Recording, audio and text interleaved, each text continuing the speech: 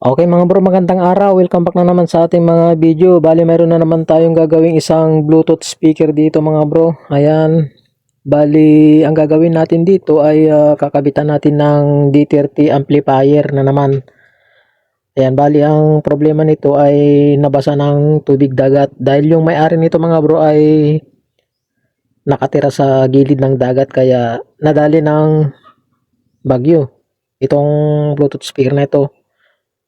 Tapos kinalawang na yung mga gamit niya, yung mga piyesa niya, oh, ayan oh, corrosion na. Kaya hindi na pwede, grounded na. Kaya nagdesisyon yung may-ari na kakabitan na lang ng D30 amplifier.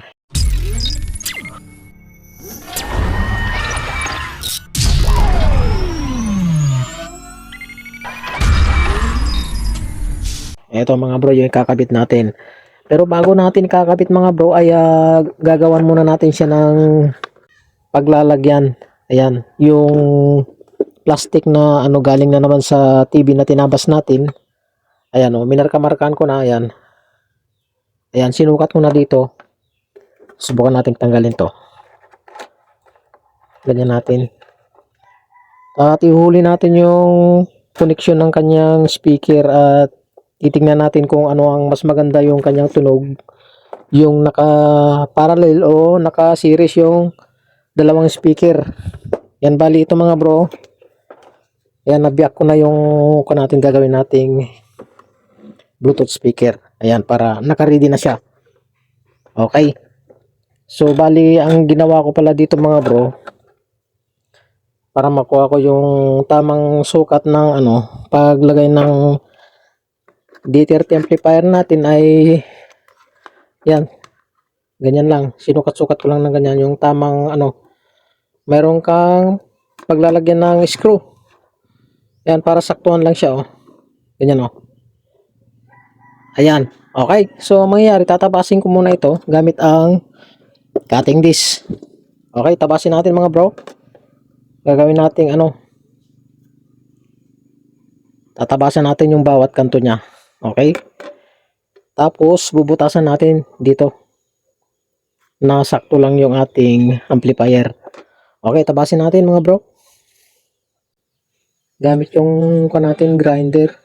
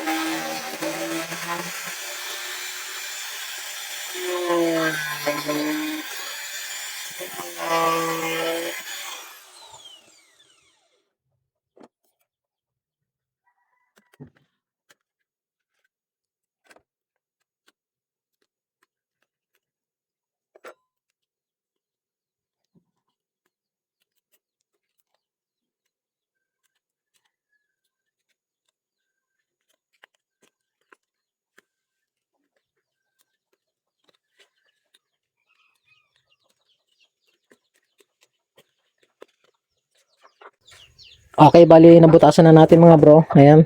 Subukan natin i-testing kung kasya.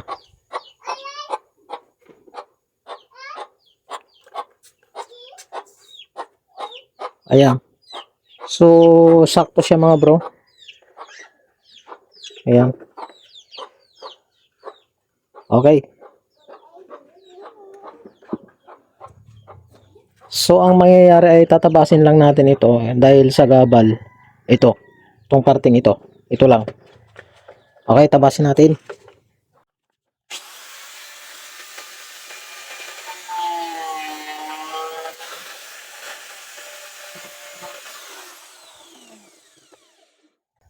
Ayun, natabas na natin mga bro. Okay, testing natin ulit kung lalapat na siya.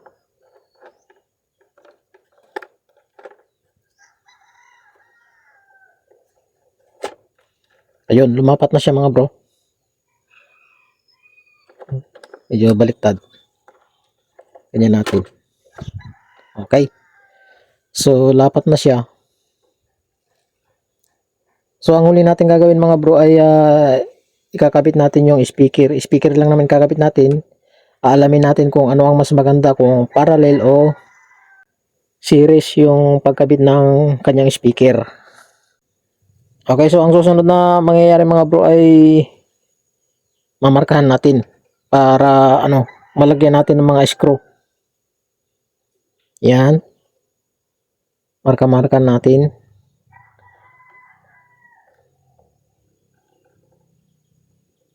Okay, tapos markahan din natin dito. Pag-screwan natin dito. Tingnan natin. Okay, markahan din natin dito.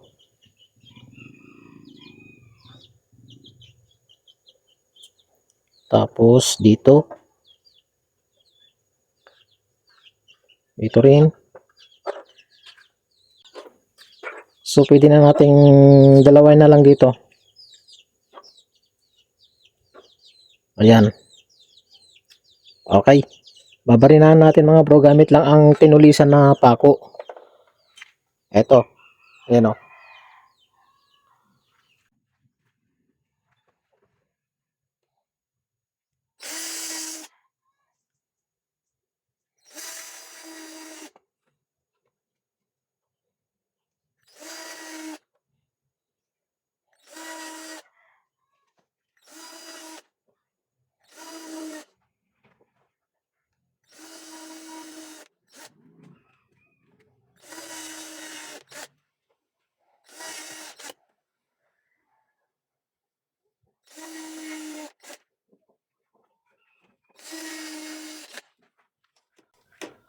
Okay, nabarinahan na natin mga bro. Ayan. So, pwede na nating lagyan ng mga screw.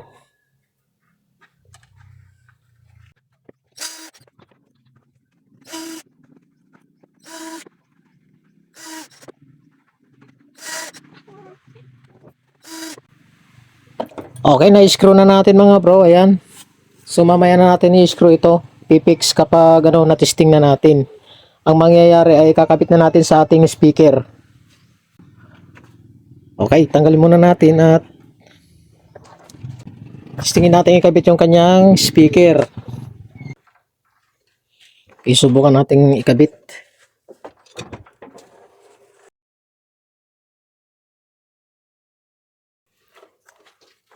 Okay, tanggalin na natin itong dating laman niya. Ito.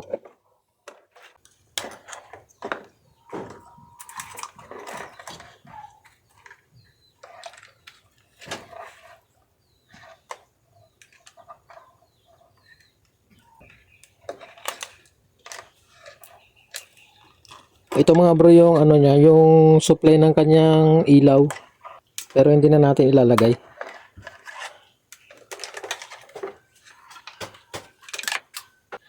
Tapos tanggalin natin yung kanyang battery.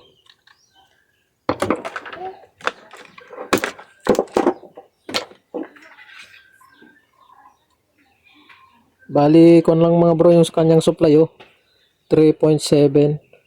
Pero mas maganda mapalitan na lang ng amplifier. Okay, so bali ang mangyayari mga bro ay isi-series natin yung connection ng ating speaker dahil tag 2 ohms lang itong speaker natin para maging 4 ohms. Ayan, para hindi uminit yung amplifier natin, yung pinaka-amplifier ng D30 natin. Ayan. Okay, i-series natin mga bro. Ihiwalay natin yung connection ng tweeter. Ito, dito kasi mga bro nakaparallel yung tweeter dito sa isang speaker natin. Ayan. So ito na lang yung gagamitin natin, yung mas mahaba. Okay, tanggalin natin yung negative nito. Ayan, yung negative tanggalin natin.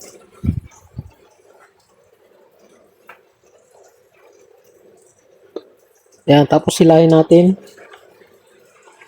Tanggalin natin yung wire dito, yung connection ng tweeter. Ayan, tanggalin na natin. Ihiwalay natin yung connection ng ating tweeter. Okay, bali yun yung ating tweeter. Ito yung kanyang wiring. Yan. Bali itong tinanggal natin mga bro na wire na negative dito sa isang speaker ay ilagay natin doon sa ano, dito sa negative ng kabilang speaker. Ayan dito, doon sa negative niya. Okay, lagay natin.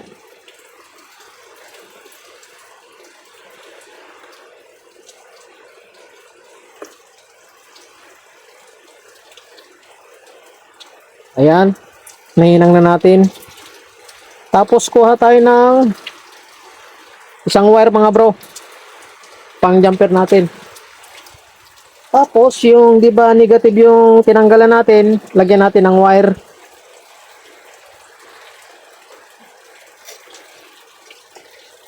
Okay. Tapos itong wire na i-jumper natin, di ba negative, ilagay natin doon sa positive niya. Dito sa kabila. Yan. Ganun ang mag-series mga bro. Parang parang mag-series din lang ng ano battery. Parang magdadagdag ka ng battery. Ayan oh. Ayan, ayos na. Positive. Ito sa isang speaker, tapos negative naman dito. Tapos nung nag-jumper tayo, positive din dito. Tapos dun sa tinanggalan natin na negative. Okay.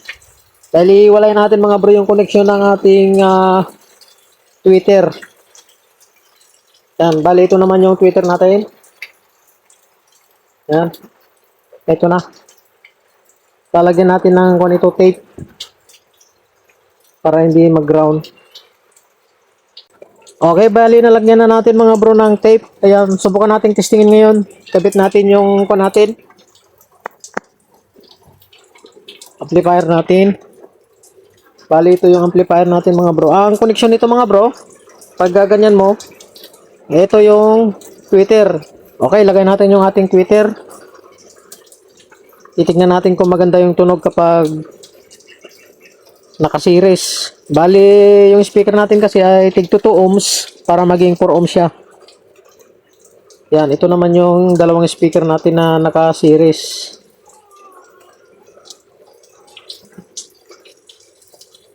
Okay.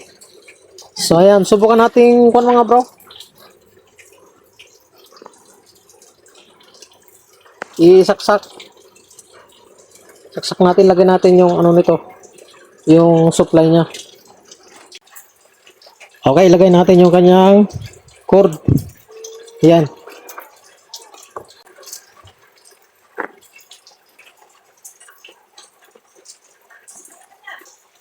So, saksak natin mga bro. Ayun, naka-on na pala siya. Okay. Susubukan natin i-connect sa ano. Ayun, connected na. Ito mga bro yung pinag-connectan natin. Automatic nag-connect na siya. Subukan natin patugtugin ngayon.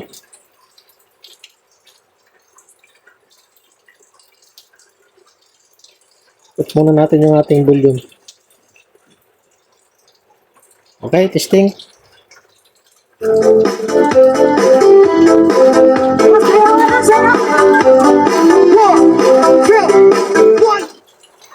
Ayos. So, subukan natin ulit. Pakiramdaman natin yung lagabog ng kanyang speaker. These are the ones it takes to be strong. I'll bring the stones and love to take love. Ayan ang sumayaw ng iba.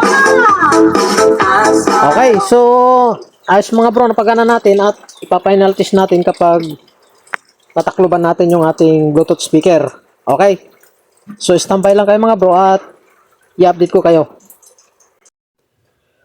Okay, naikabit na natin mga bro yung amplifier natin. Ayan o. Ayan.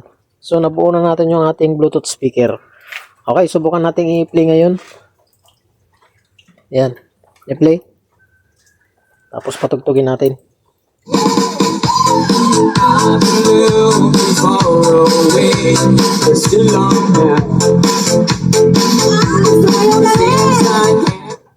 So maganda pa lang mga bro yung kanyang ano, yung buo yung kanyang mas buo yung kanyang lagabog kapag naka series yung ating dalawang speaker. Dahil tag 2 ohms lang, series nyo para maging 4 ohms. Match na match mga bro. So para sa mga gustong umorder pala nito mga bro, ay ilalagay ko na lang yung link dyan sa ating description box o sa ating comment section, o itatag ko na lang dyan sa ating video para makita nyo at i-click nyo na lang mga bro kung interesado kayo sa amplifier na ito.